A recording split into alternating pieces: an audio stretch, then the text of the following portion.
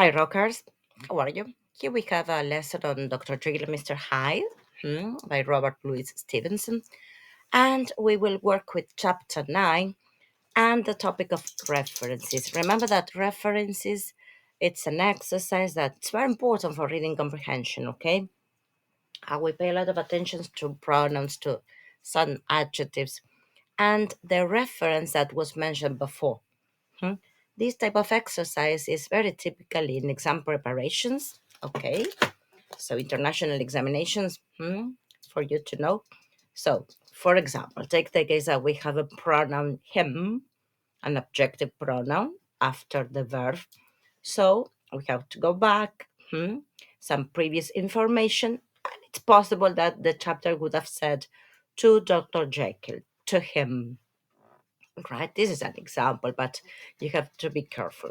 So we've got the first two questions. For example, on page 58, paragraph 3, line 4. Remember that we are working with a simplified version, yes, by Oxford University Press. And the question is, what does one refer to? And the second example, on page 60, paragraph 4, line 2, who does passerby refer to? So let's jump onto the first one, the first question we've got. What does one refer to? So we have just that paragraph that we need, paragraph 3, and it says, I stood there enjoying these strange new thoughts and passions, and suddenly realized that I was shorter. At that time, there was no mirror in my study. Later, I put one on the wall of my study so that I could watch these changes in my appearance. Now, however, it was 3 o'clock in the morning and all the servants were asleep. I decided it was safe to go to my bedroom in my new body and take a look at myself in the mirror there. I crossed the garden, blah, blah, blah, blah, blah. So the question is, what does one refer to on line 4? There, where it says, I put one on the wall. So what is Dr. Jekyll talking about? It was mentioned before. Good. It's talking about the mirror. Yes. Oh, I need somebody else to understand this lesson. Come with mama. Okay. So there he was talking about the mirror. And the question is what? But the second question is who? Who does passerby refer to?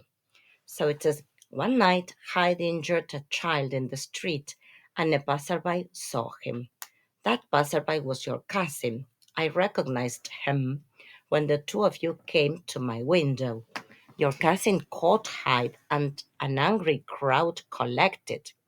They asked for money for the child's family. In the end, in order to escape, Hyde had to give your cousin a check in the name of Jekyll. So, passerby, there's no name. Whose cousin is it? Who is talking to whom? Well, this is Dr. Jekyll talking to Utterson. And when it says your cousin, this is Enfield, all right? This comes from chapter 1, okay? So if you're reading the story in separate times, okay, be careful because this can happen. You get lost, okay? So this passerby refers to Enfield, right? Who is Utterson's cousin, okay? So here, let me leave you some more questions to practice. Page 61, paragraph 4, line 2. What does my situation refer to? And then you have what does this refer to on paragraph 2 from page 63. Then you have page 65. Who does reach him refer to? Page 65. Who does him refer to? Screenshot, practice. Yes, leave your comments here or prepare. Yes, get ready for your lessons when you're here in class. Yes, at English Zone Rocks. Page 65. Who does them refer to? Then pay attention to question 9. I wrote, who does his refer to? And this is possession, so you will have a name with apostrophe S. All right, then you have me, again the situation. All right, then you have them, it. Pay attention because sometimes in the same paragraph you have two them. But here I wrote the line, all right, line 5, line 4, line 1. Okay?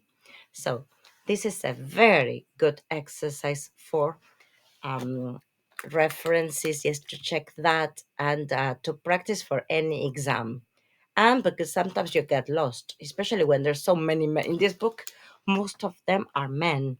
So you need to know who you're talking about. Okay? So you can leave your comments, we can talk about it. Okay? And keep on practicing. Bye bye.